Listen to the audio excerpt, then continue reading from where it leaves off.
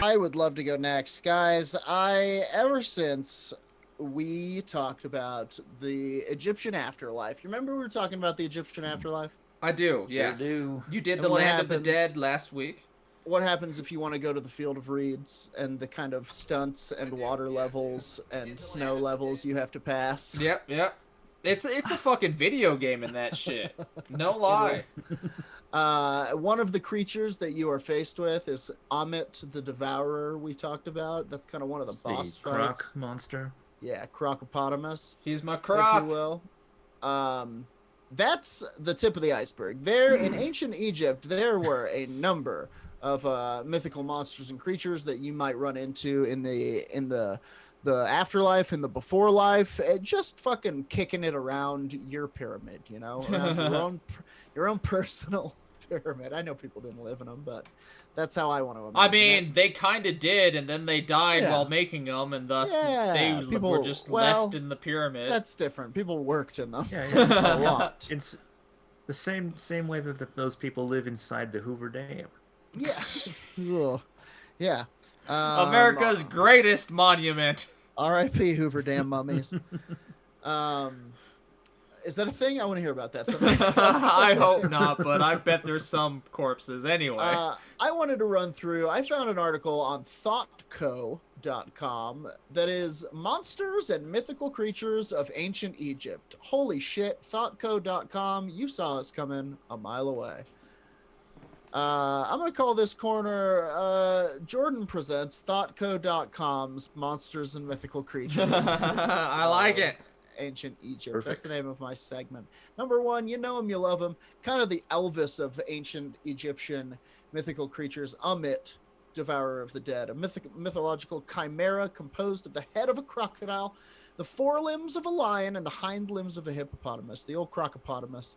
Amit was the personification of the man-eating predator so feared by ancient Egyptians. According to legend, after a person died, the Egyptian god Anubis weighed the deceased's heart on a scale against a single feather from Ma'at, the goddess of truth. If the heart was found wanting, it would be devoured by Amit, and the individual's soul would be cast for eternity into fiery limbo. Like many other Egyptian monsters on this list, Amit has been linked or even conflated with various obscure deities, including Tarawet, the goddess of conception and childbirth, and Bes, the protector of the hearth. Interesting. Okay, next up, Apep, enemy of the light. I like this guy already. As someone who works nights, the arch enemy Associate with the enemy of the light. yes. the arch enemy of Ma'at, the goddess of truth mentioned in the previous slide. That's the one who weighs your heart. Apep was a giant mythological snake that stretched from 50 feet from head to tail. Oddly enough, we now have fossil evidence that some real-life snakes, like the elusively named elusive, like alluding to, what a dumb word to use, named right. Titanoboa of South America, actually attained these gigantic sizes. According to legend, every morning the Egyptian sun god Ra engaged in a heated battle with Apep, coiled just below the horizon, and could only shine his light after vanquishing his foe.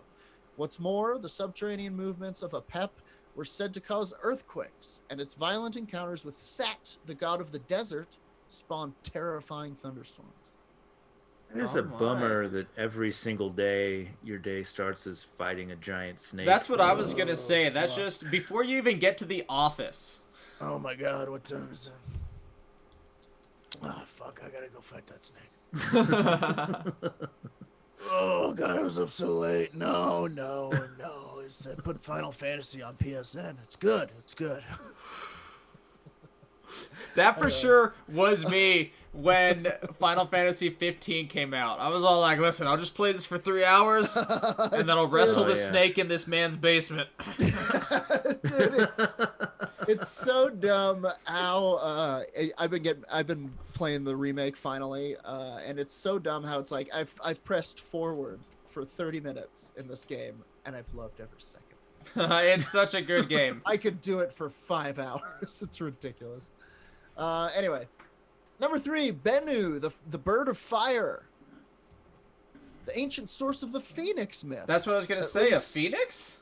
At least according to some authorities. The Egyptian phoenix. There is a Chinese phoenix, which we haven't really talked about ever. Bennu, the bird god, was a familiar of Ra, as well as the animating spirit that powered creation. In one tale, Bennu glides over the primordial waters of Nun, the father of the Egyptian gods. More important, for later European history, Bennu was also associated with the theme of rebirth and wound up immortalized by the Greek historian Herodotus as the phoenix, which he described in 500 BC as a giant red and gold bird born anew every day like the sun. Later details about the mythical phoenix, such as its periodic destruction by fire, were added much later, but there is some speculation that even the word phoenix is a distant corruption of Binu.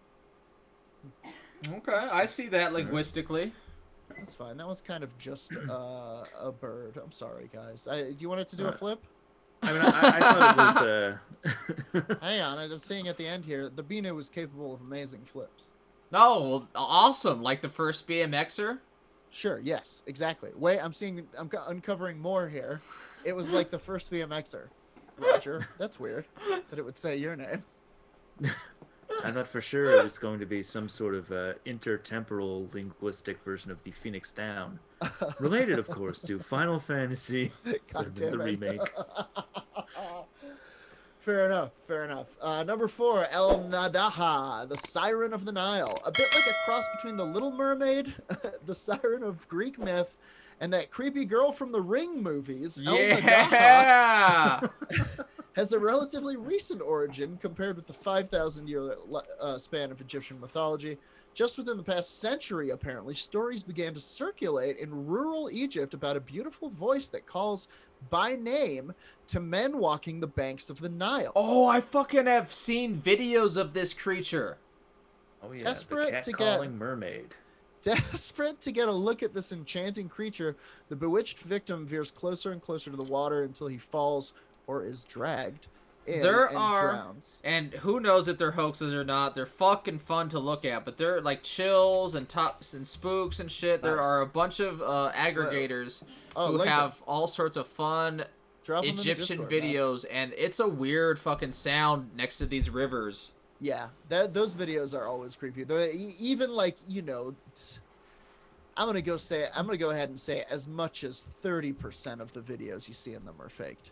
But maybe I should have gone lower for a funnier pop. But the horror that I get, like the goosebumps from watching them, are so incredible. Crazy.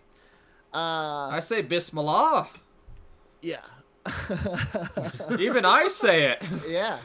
El Nadaha is often adduced as being a classic jinn. Okay, unlike the other entities on this list, would place her in the Muslim rather than the classical Egyptian pantheon. Okay, fair enough. Okay, so interesting. A jinn luring sort of a corrupted river jinn, luring men in for their sins. Sins of being a man. Sins of being a dude. Your man sins. You got to go to Man Island and be around the other dudes. Fucking awful. Nobody's done a dish in months, years. Number 5, the Griffin. Heard of it? I have. I didn't know it was so Egyptian. Yeah, guess what? The ultimate origins of the Griffin are shrouded in mystery, but we do know that this fearsome beast is mentioned in both ancient Iranian and ancient Egyptian texts. Okay. Yet another chimera like Amet, the Griffin features the head, wings, and talons of an eagle, grafted onto the lion's body. It's a weird use of grafted. It really brings the image of there's just this surgeon in there with a welding iron just going the wing goes here. Sure. No, I bungled it again. If we know anything about ancient Egyptian medical science, the kind of grafting they were doing, I mean, we know what they did to the mummies. Yeah, all kinds of wacky shit. Straight up, it was like a Simpsons Treehouse of Horror with Bort or whatever his name was. He's look, I've made a pigeon rat. Yeah, don't worry, I smothered it with honey. Okay. Well, that's good, I guess. Anyway, Another chimera, blah, blah, blah. Both eagles and lions are hunters. It's clear that the griffin served as a symbol of war, and it also did double duty, triple duty as the king of all mythological monsters and the staunch guardian of priceless treasures. On the premise that evolution applies every bit as much to mythical creatures as it does to those made of flesh and blood, the griffin must be one of the best adapted monsters in the Egyptian pantheon, still going strong in the public imagination after 5,000 years. Can you imagine that evolutionary tree to where just this eagle and this lion looked at each other and went, "You're a damn good hunter." So are you. Hey. You know, do you want to fuck and have a child that's just the ultimate killer? You know, I think not out of any erotic attraction, but out of duty, yes, I do. Well, isn't shared attraction how like Christian Mingle and Match.com pair people? Yeah, exactly. Or shared like pastimes. Yeah, same thing. So you're into hunting. You are too. Yeah, guess what? You're gonna make a griffin. Number 6. It's just gonna happen. The Serpopard. Harbinger of chaos. Nice. Love a good harbinger. The Serpopard is an unusual example of a mythical creature for which no name has been adduced from historical records. Awesome.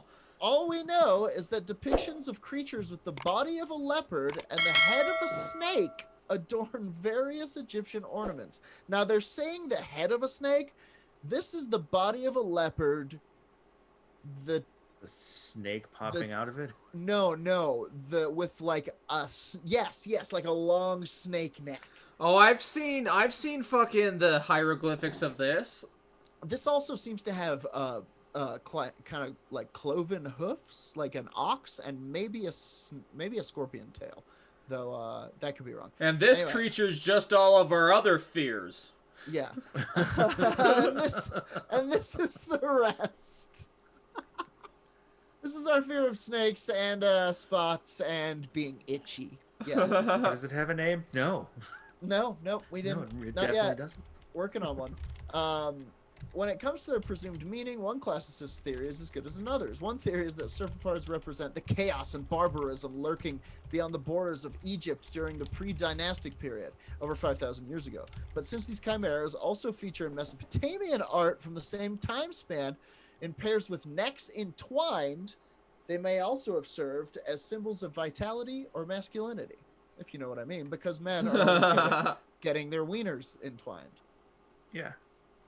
Number 7, the Sphinx. Sphinxes aren't exclusively Egyptian. Depictions of these human-headed, lion-bodied beasts have been discovered as far afield as Turkey and Greece. But the Great Sphinx of Giza in Egypt is by far the most famous member of the breed. There are 2 main differences between Egyptian sphinxes and the Greek and Turkish variety. Sure. The former invariably have the head of a man and are described as unaggressive and even-tempered, while the latter are often female and have an unpleasant disposition. Other than that, though, all sphinxes serve pretty much the same function: to zealously guard treasures or repositories of wisdom. They're kind of like the, I guess, Middle Eastern, Arabian dragon. They just love that treasure. Sure. And not allow travelers to pass unless they can solve a clever riddle, which is that's troll stuff, you know. Okay, we got 3 left. I just want to make sure we have time real quick. I mean, this is our show. We dictate how long it is, baby. Yes. Number 8, Uraeus, the cobra of the gods. Now, that sounds awesome. Just like their one cobra, they all shared it collectively. Like Anubis gets it on Tuesdays, Horus gets it on Wednesdays. I have been taking care of it all week. You were supposed to... Did you even feed it? It's going to swallow the moon again. Not to be confused with the demon snake, Apep. Uraeus is a rearing cobra, symbolizing the majesty of the Egyptian pharaohs. The origins of this figure harken back to the Egyptian prehistory during the pre-dynastic period. Uraeus was associated with the now obscure goddess Wadjet. Oh, my secret. That's not me at all. A fun name. Wadjet. Wadjet. Who presided over the fertility of the Nile Delta and Lower Egypt. Okay. Around the same time, a similar function was performed in the Upper Egypt by the even more obscure goddess Nekhbet, often depicted as a white vulture.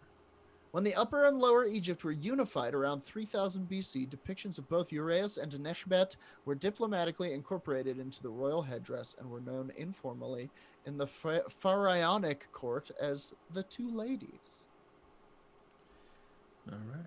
Interesting. Did any of that make sense? It Basically, did. The cobra is the was kind of the symbol of one dynasty, and the white vulture was the symbol of another. And at a certain point, when they united, pharaohs were seen to be wearing kind of a headband with both a vulture and a snake on it, which is, it's some pretty baller shit to wear. That's some pretty good symbology right there.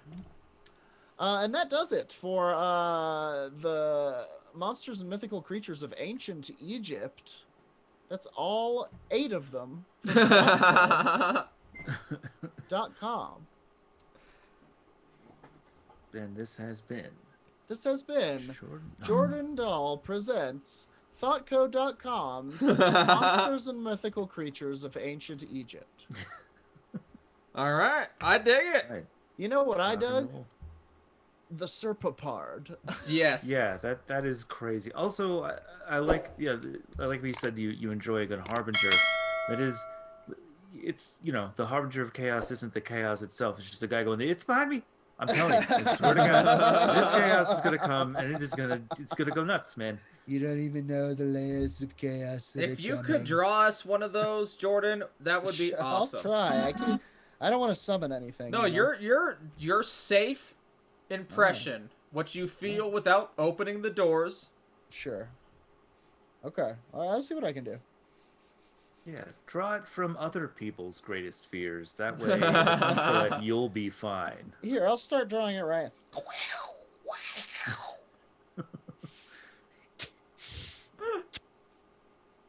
That's wow, boy, my leopard sound needs work. You'll get it. You'll get it. How's that? No, it's there. It is. I There. think that's it. That Yeah, was it. There you go. All right. Yeah. Now, Nate, I think you're the one who has to save us from what happens. We're venturing back into man creature territory. Ooh. Man creature. This is from an article, "The Naga Tiger Men and the Modern Assemblage of a Myth," from a collection called Anthropology and Cryptozoology. I'm sorry, did you just say the words Tiger Man? I did. The Naga people's Tiger Man. The Naga people are a lot of indigenous people in northeastern India and parts of Myanmar. Okay. And this is about their tiger people. They're lycanthropes, basically. Sure, I get it. I dig it. That's really strange. Wait, a were-tiger, essentially? Oh, yeah. Were-tiger, yes. Were-tigers are are as big a thing in the East as werewolves are in the West. Oh. It opens up with this is the introduction. This is a quote from a tiger man. Well, then that settles it. They're real. We got the quote. He says they're great. Yeah, he's a man by the name of Tony, in fact. I'm Tony. I turn into a tiger. I fucking flip out. I break all your shit, kill you, murder several members of your family. Look, and then I not eat all my your cereals. Some people say I'm the boss. You wanna fight about it? Yeah, fucking try me. I'm a tiger man. The quote is, "In reality, I'll be a man. I'll just take a nap and then I go. In reality, I'll still be a person. Only by dreaming, I'll go to the tiger world." Tiger In the month of... world. We're going to talk about the tiger world. The tiger zone. In the month of June and July, it is the time when our souls roam around most. This is the period when I dream heavily. Not only me, all the souls become other animals in this season. Interesting. When is it? They can do it all the time, but he says June and July are the times when it's easiest, I guess, for animal dreaming. For becoming animal people. All right, you heard it here first, I hope. You heard it. June and July. Get on it. The Naga Tiger Men, or Tekumayavi, who uttered these words, describes a phenomenon that in one form or another has revealed itself in the sculpted, printed, oral, and painted and printed histories of the world. Humans and non-human animals take on, share, or exchange attributes, as in the broad concept of theriomorphism. Yet therianthropy, Greek from therion for wild animal, and anthropos, of course, for humans. Also referred to as lycanthropy, but also more generally, any wild animal has remained subject of mythical popular fascination. It goes on a little bit. This is an academic article, so I'll be skipping around. Academics suck. Shit. Give us the juice. Hey, listen, if you want to slip some stuff in there, I'm down to roast some geeks, too. Nerds suck. Werewolf Radar 2021. A little smattering of anti-intellectualism, why not? The Tekumayavi, as a mythic figure with both tragic and heroic qualities, is reemerging as a symbol that embodies the nature/culture continuum, thus representing the unity of the Naga and their vast ancestral land that underpins Naga nationalist narratives and political assertions. Those are things that we don't need to dive into right now, but suffice to say, they're there. For those living in the bustling urban areas of Kohima and Dimapur, the Tekumayavi is an urban myth and represents the wildness of the distant rural village. A young undergraduate at Baptist College in Kohima raises his arm and points somewhere to the north and east. Over there, the old traditions are still practiced. It is indeed in the north that I came first to know about the Tiger Man. Chatting with a group of Ao Naga youths in Mokokchung in 2002, I noted in my notebook a series of descriptions that seemed strange at first, as they usually included the seemingly contradictory phrases "a village nuisance" and "a great and powerful mystery" in the same sentence. Yeah, well, I mean, why can't those things be in the same? The smell in my kitchen is a local nuisance, but it is definitely a great and powerful mystery. If you open the windows and it gets out there, it's now a village nuisance. I don't see why the two things need to be mutually exclusive. Carry on. 10 years later in Kohima, most of my older informants seem uncomfortable with the subject and often just state something along the lines, "Those are old practices, but now we're Christians." Yeah. Now we're Christians. Don't worry about what we do. Oh, yeah. I'm sure Big Tiger Man didn't get to you. Though rumors about this or that person exhibiting peculiar Tekumayavi-like behavior circulate regularly around Kohima village adjacent to Kohima town, I infer that these are things one does not discuss outside of one's family or close age group of friends. However, while on a hike to the Zulaki forest, my companion, a road contractor, shared this personal experience he attributed to the mysterious activities of a Tekumayavi. So this is a first-person experience. This is them talking about somebody they knew.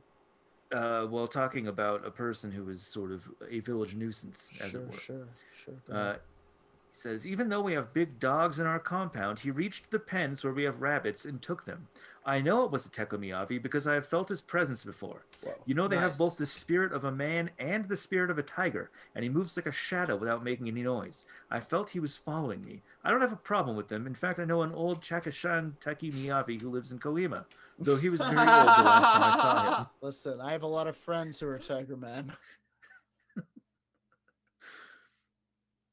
So he goes on with a little more of that. He says, as a youth in Nicaragua, I encountered a belief something akin to the Tekumayavi known as Nahualism, which I will talk to at length at some other point, which is a Nicaraguan and Amazonian, mostly jaguar and leopard people. Yeah. Sweet. But he just starts to, he talks a little bit about the ubiquity of the tiger, wolf, man creatures across the world. and how they relate pretty much to every single creation myth has a point where man and animal all speak the same languages, and there's intermarriage between nature and people, Sure. that sort of thing. Mm-hmm. Uh, What are you driving at, Nate? I have married a tree.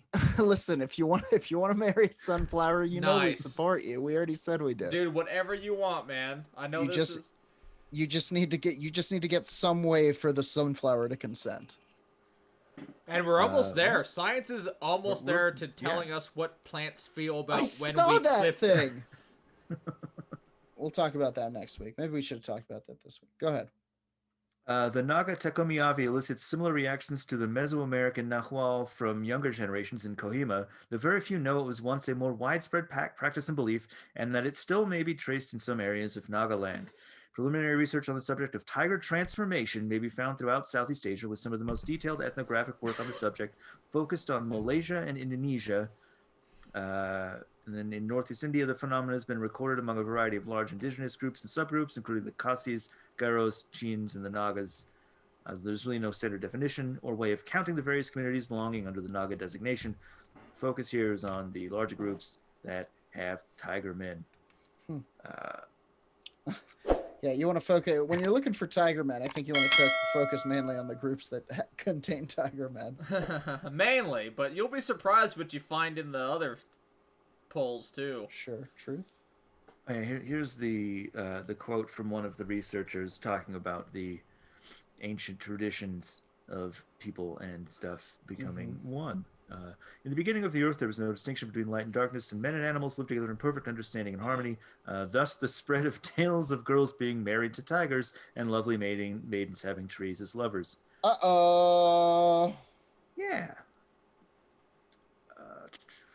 When there was no difference between light and dark? You mean there's no difference between anyone's hole when the lights are out? Hey, that's what they're saying. Nice, I like this culture. Planet Orgy, Garden of Eden, party with whoever. Welcome to Planet Orgy. Among the Inuit of Alaska, even, there's traditions that describe an earlier period when all animals and humans lived in the same community, speaking the same language, frequently changing appearance and intermarrying. So yeah, it's everywhere that you can find people that have joined with various creatures. And often it seems to be that the lunar cycle is always somehow involved as well. Hell yeah, sure. When isn't it, baby? Earth! Moon. Moon. We're moon people here on Earth. We love the moon.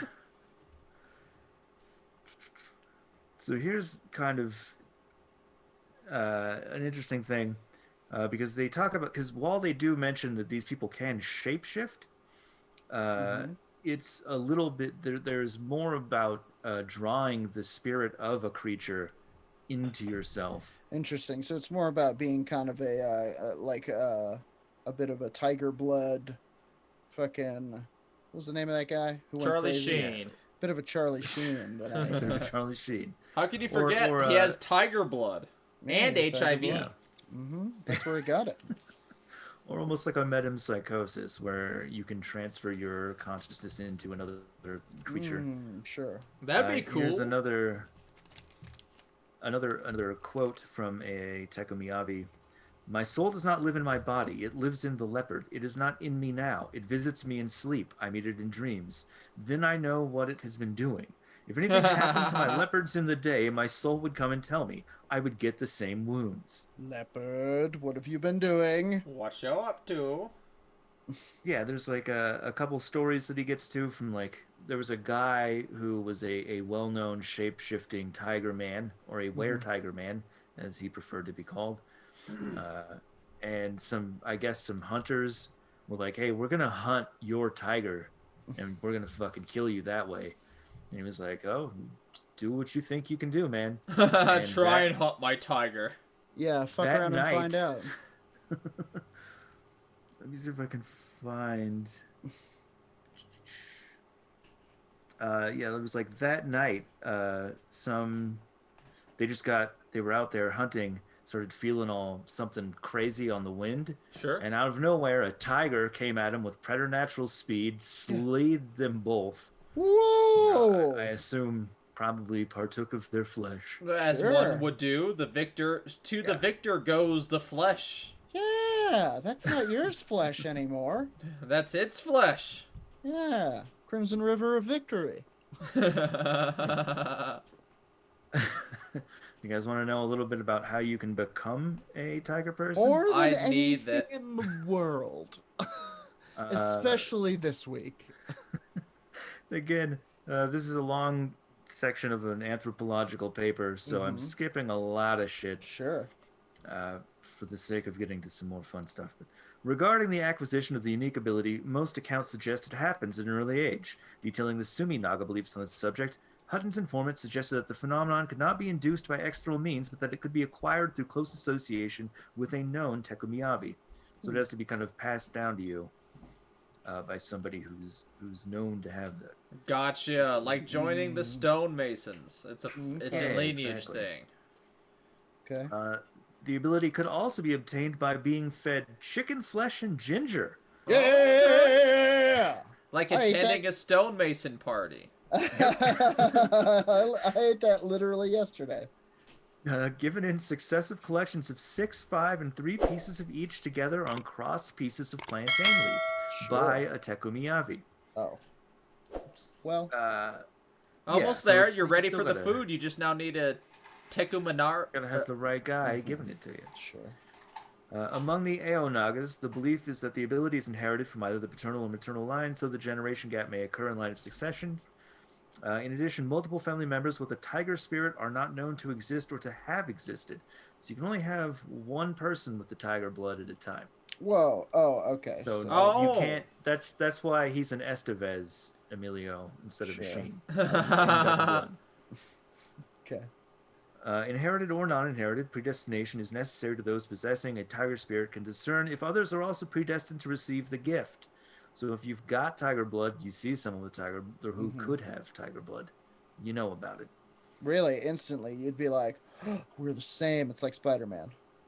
Yeah. Or the first episode of Highlander. Or the first episode of Highlander, obviously. Watch it. The reference is apt. There is another way that some people suggest. Others suggest that the tiger spirit can also be acquired just by appealing to a person who's reputed to be in possession of such a power. Okay. Come on, just man. Like, come on. Al writes that if the applicant's prayer is to be granted, he will be offered a cup of wine or pipe to smoke by the person to whom he's appealed. Nice. A lot of stoners possibly then. Yes, sure. Come on. You don't... I mean, look, as a stoner, I don't give us the tiger power. We're not going to do anything with it. We're not going to do shit with it. Unless you want to see a tiger fucking eat more Pringles than anyone should ever eat. Anyone. Here's the thing about Tiger World. So there is a place that your spirit goes when the tiger's inhabiting your body, like when you've merged. Nice. Descriptions of the world that the Tekumiyavi navigates in tiger form are rare. Though there was a considerable gap in anthropological research in the Naga inhabited areas from the 40s to the 90s due to the Indo-Naga War, recent fieldwork on the subject, names some papers you can look at, also demonstrates striking similarities between current and early descriptions of the tiger spirit world, namely that it is socially organized in ways that resemble human social structure. Interesting. So there's like a tiger prez? Oh, yeah. There's a tiger vice prez. There's a tiger treasurer. Sure. Oh, check it out. There's a council of tigers. Okay. Nice. Now we're talking. Non-human animals in this domain are social beings with societies, political structures, and specifically designated duties, the distribution of which is based on a stratified system of ranks. Informants who have participated in this world in their transformed tiger form describe the existence of tiger conferences, tiger battalions, and companies with rules and laws dictated and enforced by said Council of Tigers. Wow, crazy. Yes. Here's a quote. On 5th August, we used to have a conference after the harvest. every year. Pyeongtanem is near the Dikhu riverbank. There's one waterfall, a very big one. This is the place. There are also seasons. We used to decide the full moon nights. During full moon, we hold our meetings. And then what kind of animals we can take. All these things are discussed. We have to divide the animals among ourselves. And then there's also discussion about the fields of the farmers. We have a system. We will discuss about the farmers. Whether the next harvest will be good or bad, we will decide. If the farmers face water problems, we will call the water. But if we got water issues with the farmers, we'll call the fucking water and get it dealt with. Put the water on the phone. Put the water on the phone. I want to talk to it. It says, but if they are in bad luck, they used to face problems from us. Means it depends on the mood of the water god. So, I mean, that's fair. That's how I dictate life too. Mood of the water god. That's true. I before COVID, I went over to eat dinner at Roger's house one time. I was like, "What are we having?" And he said, "Whim of the water god," and then he threw some bones on a table. And we ate snakes and leaves. It changed. I told you it wouldn't stay bones. That's true. You guys are getting right into the next part of the article. The laws set forth by this underworld encompass a wide range of activities for the Tiger Men, including a prescribed diet. The spirit guardians indicate which animals can be hunted, and as different spirits have ownership of different areas of the forest, mountains, and rivers, they must be consulted before a kill. Besides the arduous task demanded by the Council of Tigers and the demands of the spirits, interviewees also described a lighter side of Tiger World. Okay, now we're talking. Rights. Tiger Nights. It is a complete tiger world in which they, as tigers, make jokes, fight, marry, and sometimes even have families. The Owl Tiger Man from Kensa even sang a song in a fictive language, which male and female tigers sing out loud in call and response form. Nice. What?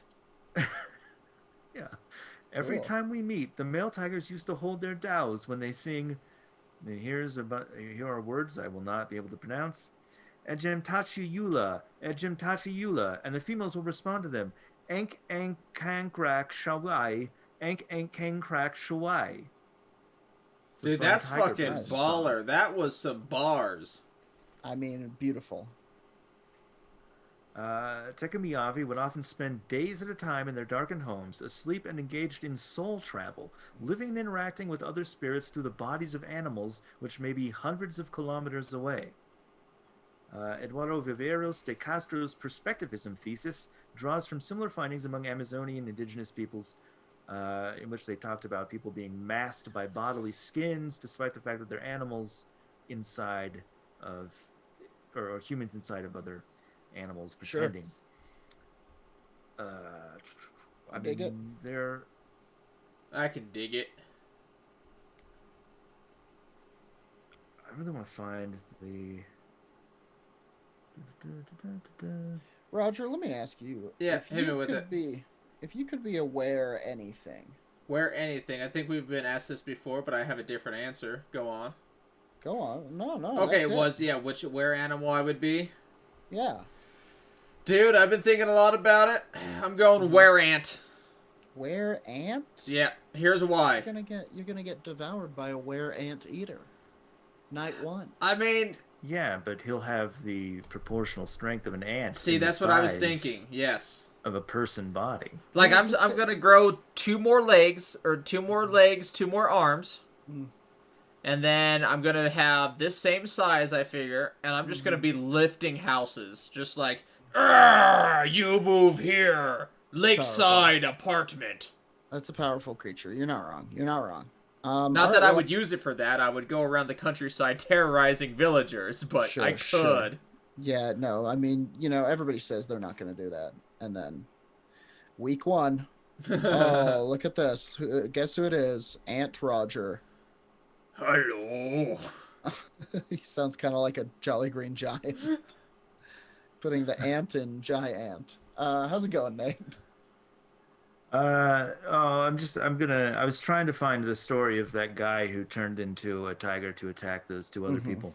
but I think it was maybe in a different vertical. This guy gets it. You turn into a tiger, you terrorize your neighbors, you have fun, you go back, you sleep it off. You sleep it off, you know.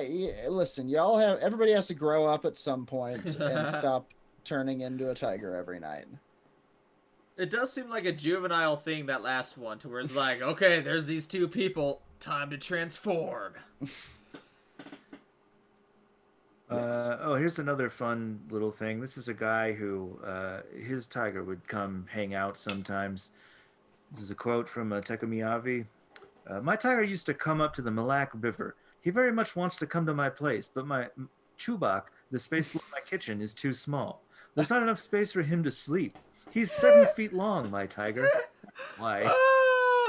I want to come up to your house. What a problem to have. I want to be in the house. Why can't I be in the house? I see you eating chips in there. I want to lay in the kitchen. Are we a were-tiger or what? I mean, what is this relationship? I want to watch TV too.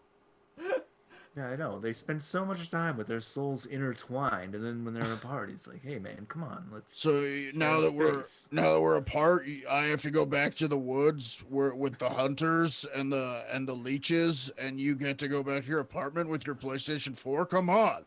That is not fair. Yeah, I'm with the were-tiger on this. I'm with the tiger on this one. Yeah, man.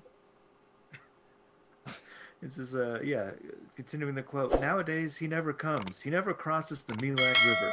Only sometimes, very rarely, he even comes to my place. Fine. But it's very difficult since the villagers are afraid of tigers. Fine. Rightfully so.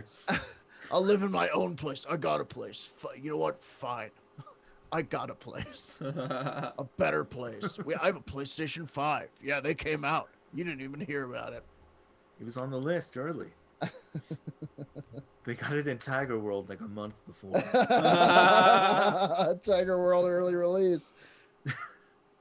Like I said, there's a lot more to it, but that is a decent overview on the Tekamiavi, incredible. The Tiger Men of the Naga land. Honestly, I knew it was a huge thing, but I honestly didn't understand quite how deep this well was. How deep the lore is, and specifically how like brazen people are. To this very day, there's guys who are just like, "Oh yeah, were-tiger?